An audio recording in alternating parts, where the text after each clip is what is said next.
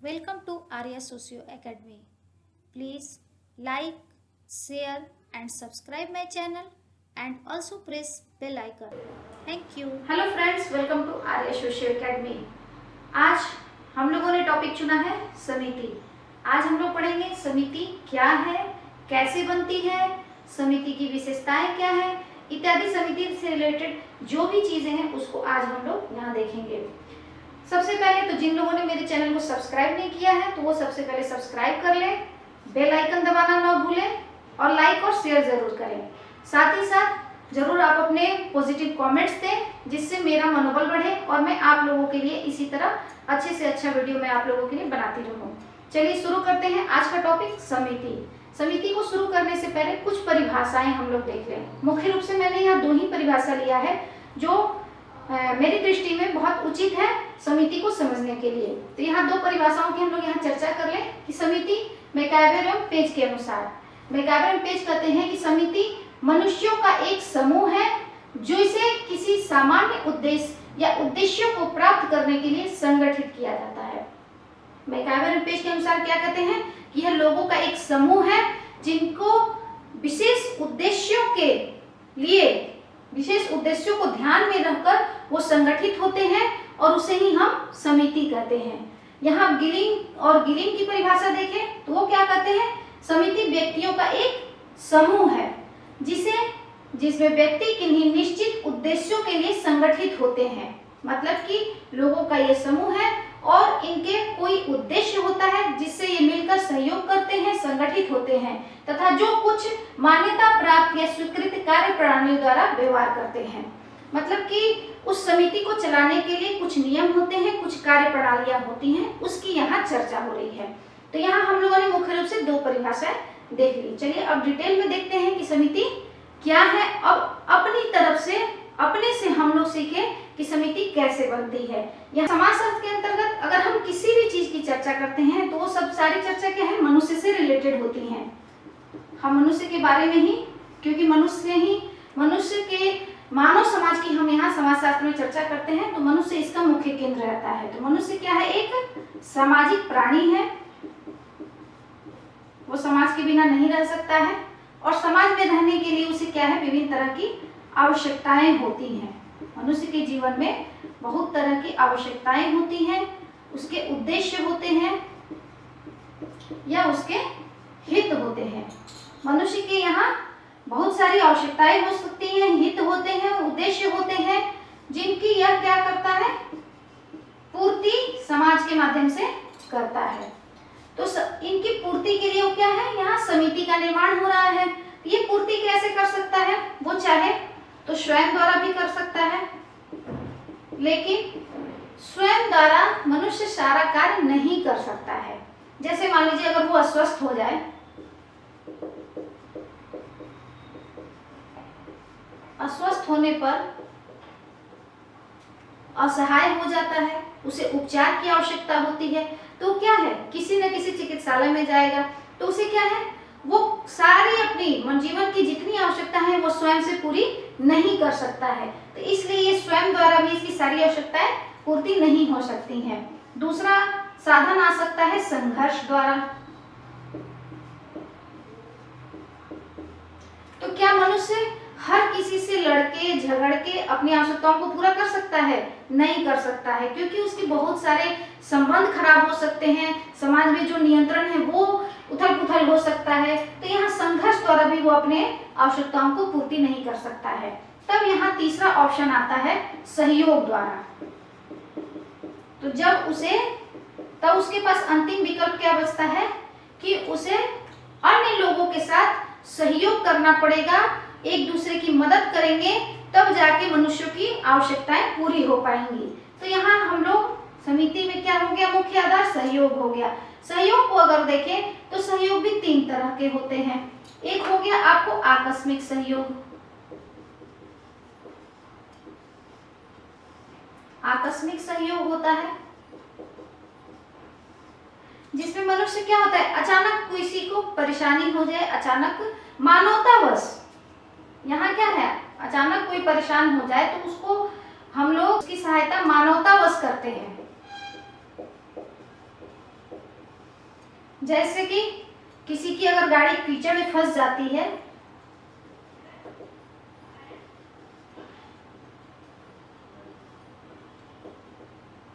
कीचड़ में मोटर गाड़ी का फंसना,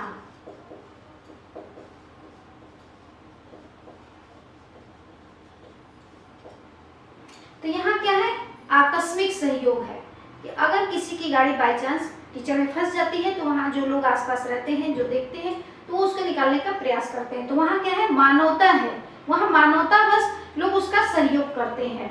दूसरा आता है प्रथागत सहयोग।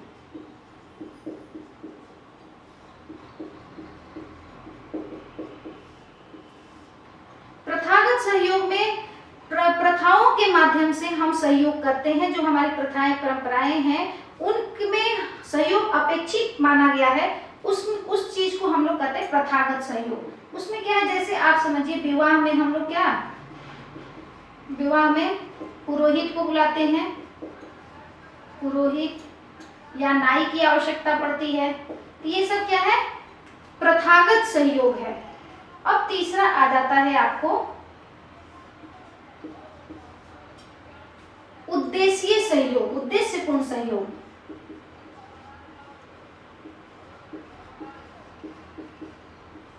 उद्देश्यपूर्ण सहयोग, तीसरा हो गया आपको उद्देश्यपूर्ण सहयोग। उद्देश्यपूर्ण सहयोग क्या है कि किसी विशिष्ट उद्देश्य को ध्यान में रखकर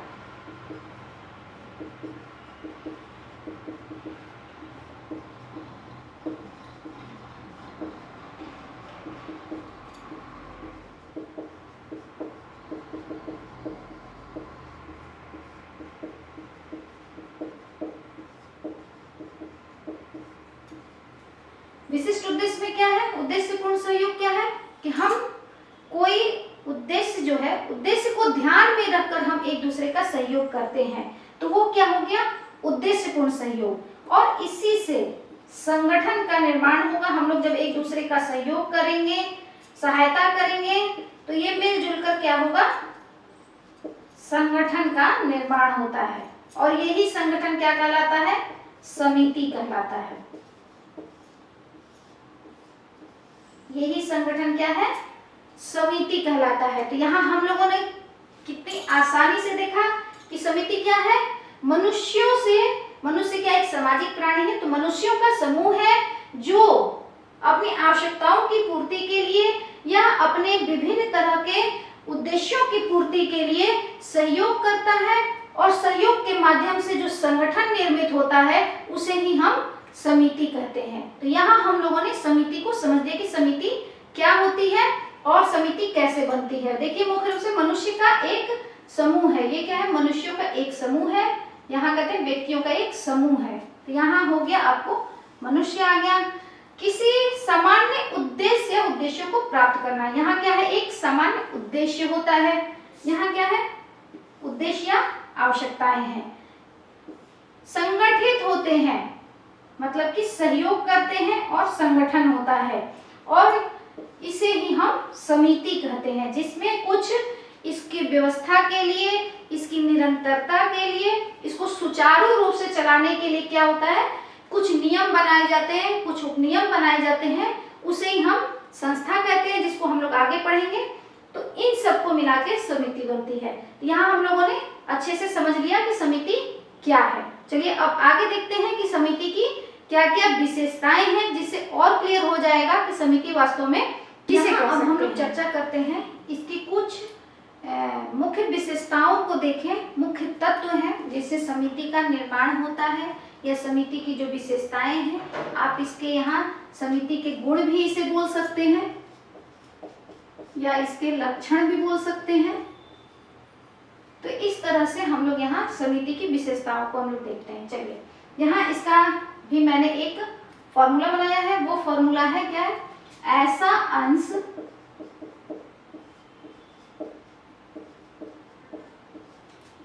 अपव्यय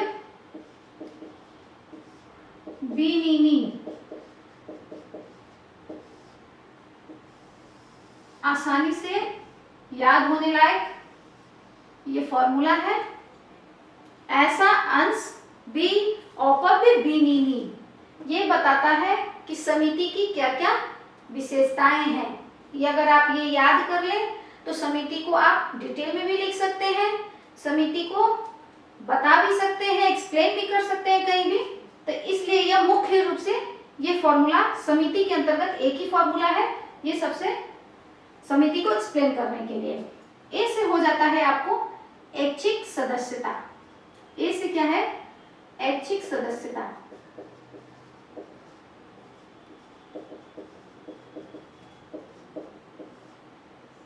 यहाँ हम लोगों ने ऐच्छिक सदस्यता क्या होती है कि मनुष्य की बहुत सारी आवश्यकताएं हैं, उद्देश्य हैं। मनुष्य के एक क्या है? स्वार्थी प्राणी है, उसके अंदर एक स्वार्थ होता है।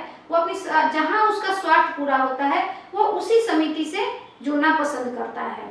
चाहे तो हम सदस्य बनना चाहे तो बन सकते हैं, नहीं बनना चाहे तो नहीं बनेंगे। हम चाहे तो किसी के जिसके हम सदस्य हैं उसको हम छोड़ भी सकते हैं, क्योंकि मनुष्य क्या है? एक स्वार्थी प्राणी है। जहां उसकी आवश्यकताएं पूरी होंगी, जहां उसके उद्देश्य पूरे होंगे, वही उन्हीं समितियों को वो प्रेफर करता है। तो इसलिए क्या ऐच्छिक सदस्यता है, वो चाहे तो किसी भी समिति का सदस्य बने या न बने, इसकी स्वयं की इच्छा पर निर्भर करता है।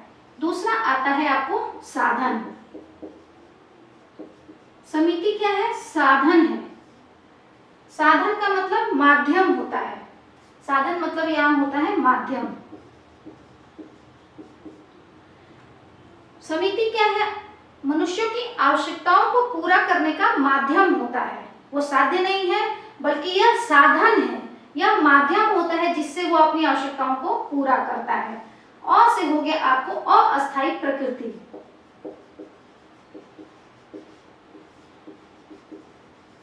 अस्थायी प्रकृति में है कि जब उस समिति का उद्देश्य पूरा हो जाता है तो क्या वो समिति खत्म हो जाती है। इसकी प्रकृति अस्थायी नहीं है, वो आवश्यकताओं को लेकर बनती है और आवश्यकताओं को लेकर वो खत्म हो जाती है। जैसे अगर एग्जाम्पल में यहाँ देखें तो यहाँ एग्जाम्पल में हो गया आपको छात्र संघर्ष संघ। छात्रों का जो यूनियन है, किसी अपने उद्देश्य को लेकर वो अपना संघर्ष कर रहे हैं, हड़ताल कर रहे हैं इत्यादि। अगर जब वो उद्देश्य पूरे हो जाते हैं तो वो समिति क्या होती है? खत्म हो जाती है। तो ये क्या अस्थायी प्रकृति है। अब यहाँ से हो गया 100 से आपको संगठन 1 2 3। अब चौथा हो जाता है आपको संगठन और संरचना।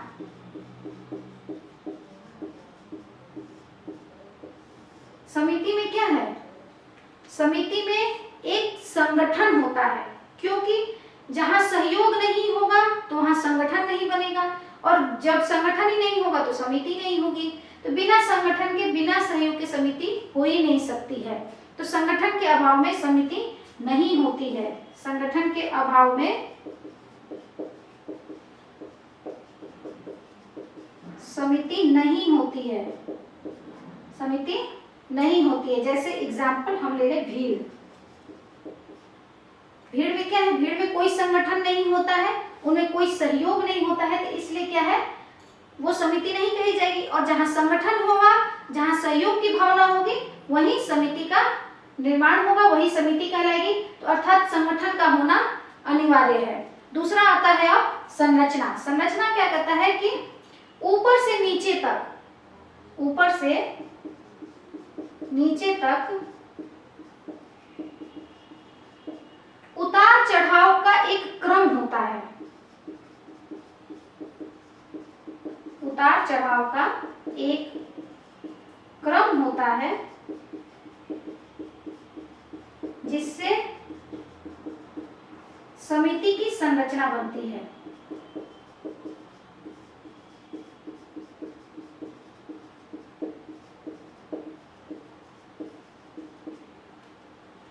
क्या कह रहे हैं कि समिति में क्या है? एक संरचना है, एक स्ट्रक्चर है।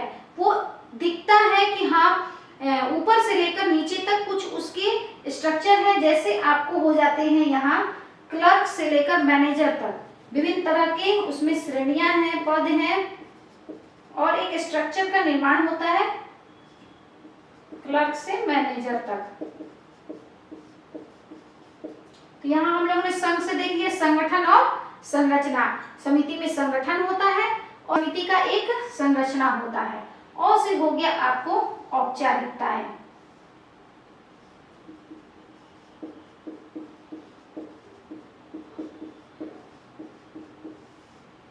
समिति में क्या है? औपचारिक संबंध होते हैं। यहाँ संबंध किस तरह के होते हैं? औपचारिक संबंध होते हैं। और ये संबंध औपचारिक क्यों होते हैं?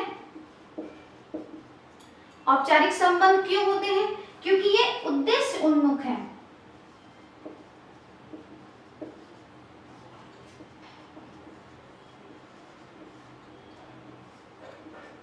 उद्देश्यों को ध्यान में रखकर यहाँ जिस संगठन का निर्माण किया गया है, समिति जो बनाई गई है, तो यहाँ क्या है? उद्देश्य उन्मुख है। यहाँ मुख्य रूप से उद्देश्यों पर ध्यान दिया जाता है, इसलिए यहाँ संबंध औपचारिक होते हैं। और दूसरा इसका कारण है समय सीमा।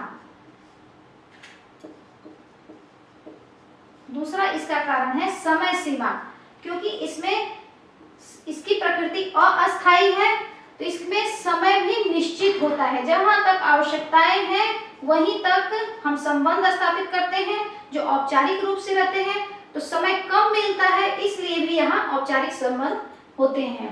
अब से हो गया आपका व्यक्तियों का संगठन।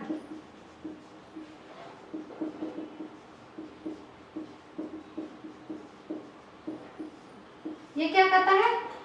समिति, सबसे पहले हम लोगों ने पढ़ा कि हाँ व्यक्ति नहीं होंगे तो न समिति होगी न कुछ होगा। तो ये क्या है? व्यक्तियों का संगठन है। क्योंकि यहाँ व्यक्ति हैं, दिखते हैं, इसलिए क्या है? मूर्त होती है। समिति क्या होती है? मूर्त होती है। समिति को हम देख सकते हैं। बी से हो गया विचार पूर्वक स्थापना। विचार पूर्वक स्थापना। समिति का क्या है?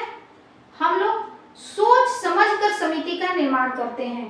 उद्देश्यों को ध्यान में रखते हैं, आवश्यकताओं को ध्यान में रखते हैं और उसी को पूरा करने के लिए हम सोच समझकर इसका निर्माण करते हैं। तो इसलिए इसकी स्थापना क्या है? सोच समझकर होती है, विचार पूर्वक होती है। नी से आपको हो गया निश्चित उद्देश्य। निश्चित उद्देश्य में होता है कि इसका सबसे पहले हम लोगों ने पढ़ा कि बिना उद्देश्य की समिति होती ही नहीं है। मनुष्य होंगे, उनकी कुछ आवश्यकताएं होंगी, तो ये आवश्यकताएं जो उद्देश्य है उसी के आधार पे समिति का निर्माण होता है। तो यहाँ क्या होता है? एक निश्चित उद्देश्य होता है। नी से हो गया आपको नियमों की व्यवस्था होती है। समिति के संचालन के लिए, समिति की निरंतरता के लिए, समिति की सुरक्षा के लिए, समिति की व्यवस्था के लिए इत्यादि बहुत सारी बातें हैं, जिसको समिति के संचालन के लिए कुछ नियम की आवश्यकता होती है, उपनियम की आवश्यकता होती है, जिसके आधार पर समिति का संचालन होता है। तो यहाँ हम लोगों ने देख लिया कि समिति की विशेषताएं, समिति का गुण, समिति के लक्षण, समिति के आवश्यक तत्व। तो इसका क्या फॉर्मूला हो गया? ऐसा अंश औपव्य विनिनी।